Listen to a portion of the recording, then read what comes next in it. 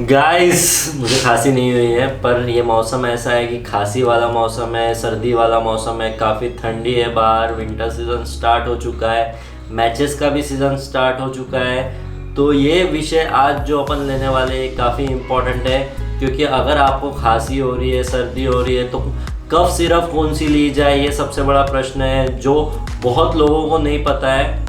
तो आइए चलिए जानते हैं आज कफ सिरप के बारे में, कौन सी ली जाए, कौन सी नहीं ली जाए।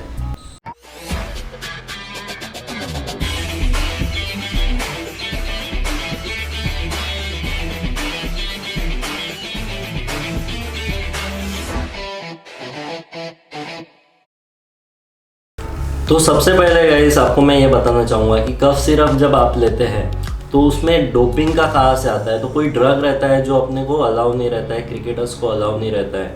तो वो डोपिंग, जैसे आप अब लोकल प्लेयर है, आप रणजी ट्रॉफी या आईपीएल या डोमेस्टिक जो भी ट्रॉफी खेल रहे हैं, तो वो नहीं खेले हैं, पर अगर आपने अब भी लिया तो ये ऐसा ड्रग है, अगर आपको सिलेक्शन के चांस है 2 महीने बाद 3 महीने बाद आप खेलेंगे तो भी आपको कंटेंट दिख सकता है। वो कंटेंट जब डोपिंग टेस्ट होती है, अगर आप सिलेक्ट हो गए तब भी दिख सकता है। तो लोकल लेवल पे ऐसा नहीं है कि लोकल लेवल पे बहुत सारे जो दर्शक होंगे, बहुत सारे जो प्लेयर्स होंगे, उनका आज तक डोपिंग टेस्ट नहीं हुआ है, उनका ब्लड सैंपल नहीं लिया गया है। बट ऐसा होता है गाइस कि अगर आप सिलेक्शन के कगार पे हो, या पहले से अगर आप कोई अच्छी चीज़ फॉलो कर सकते हो, पहले से आप वो चीज़ पे ध्यान दे सकते हो कि ये चीज़ें आपको अलाउ नहीं है और आपका सिलेक्शन कभी भी हो सकता है। आपको पता नहीं गाइस कि आप कब सिलेक्ट हो जाओगे और वो ड्रग कितना हेवी डोज है, कितना लो डोज है। तो वो उस हिसाब से आप अगर अभी से वो प्रिकॉशन फॉलो करोगे, प्रॉपर सिरप, प्रॉपर टैबलेट्स वगैरह लोगे, तो आपके लिए बेहतर होगा। तो गाइस ये जैसे मुझे भी, मैं कोई एंटी डोपिंग वाला पर्सन नहीं हूँ, मैं क्रिकेटर हूँ। तो मैं भी जब टैबलेट्स वगैरह लेता हूँ तो मैं एक सर से पूछता हूँ और वो सर मुझे बताते हैं कि वो लेना चाहिए या नहीं लेना चाहिए।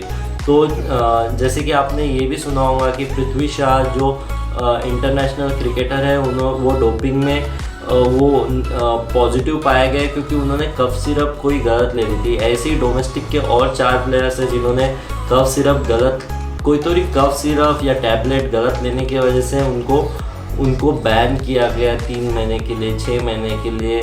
तो ये सारी चीज़ें मायने रखती है। जैसे शेन वॉर्न का भी 2003 का वर्ल्ड कप बैन किया गया था, साल भर के लिए शायद उन्हें बैन था, एग्जैक्ट टाइम नहीं पता, पर उनको बैन किया गया था क्योंकि उन्होंने कोई टैबलेट ले ली थी जो एंटी डोपिंग वालों ने अलाउ नहीं थी, डोपिंग में वो पॉजिटिव पाई गई थी। तो ये सारी चीज़ें मायने रखती है क्रिकेटर्स के लिए। क्रिकेटर्स ऐसे नहीं कर सकते कि कहीं भी जाके कोई भी मेडिसिन लेके, आम इंसानों की तरह वो कोई भी मेडिसिन ले और वो ले ली और फिर खेलने लग गए। ऐसा नहीं हो सकता है गाइस। तो अपने को केयरफुल रहना काफ़ी ज़रूरी है।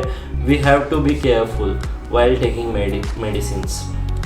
तो सबसे पहले गाइस, आपको अगर खांसी हुई है तो आप कौन सी मेडिसिन ले, आज जो स्पेसिफिक विषय है कफ सिरप के बारे में, तो कफ सिरप कौन सी ले सकते हो और कौन सी नहीं ले सकते ये मैं आपको बताऊंगा।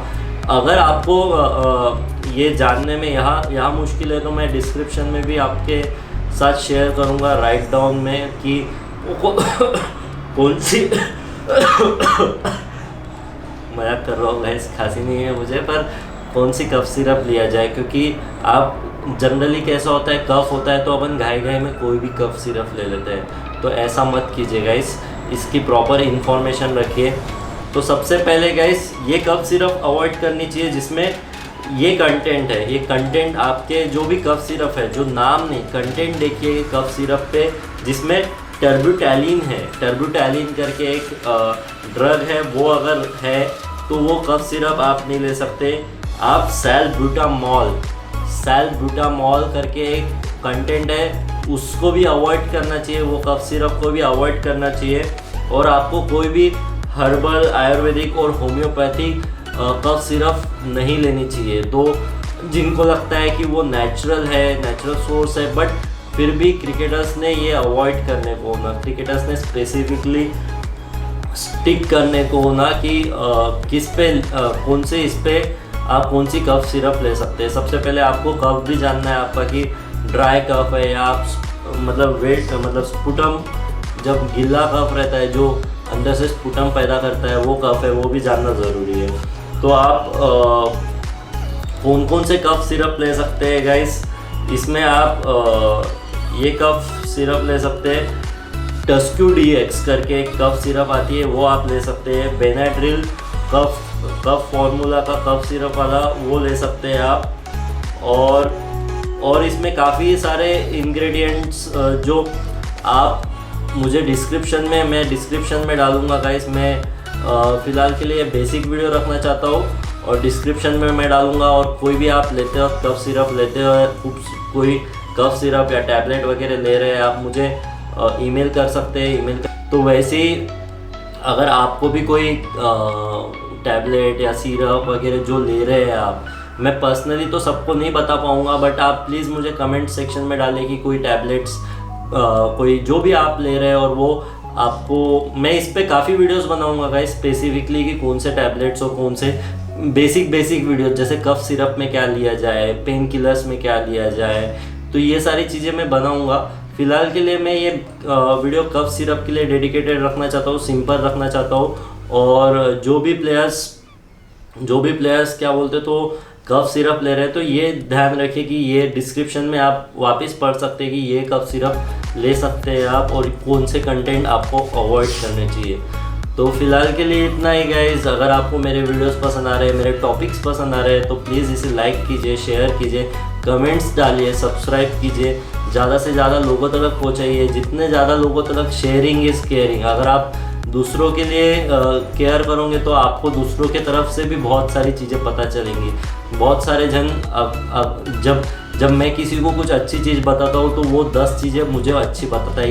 ये चलते रहता है, सिलसिला चलते रहता है, सर्कल है गाइस। तो अगर आपको लग रहा है कि मेरा कंटेंट स्ट्रॉन्ग इनफ है, अच्छा कंटेंट है, तो आप ज़्यादा से ज़्यादा लोगों तक पहुँचाइए, मुझे प्यार देते रहिए गाइस। आप दे ही रहे हैं मुझे काफ़ी प्यार, मुझे काफ़ी मैसेजेस, काफ़ी ईमेल आ ही रहे हैं गाइस, तो उसके लिए मैं थैंक यू कहना चाहूँगा। तो फिलहाल के लिए इतना ही guys, thank you so much.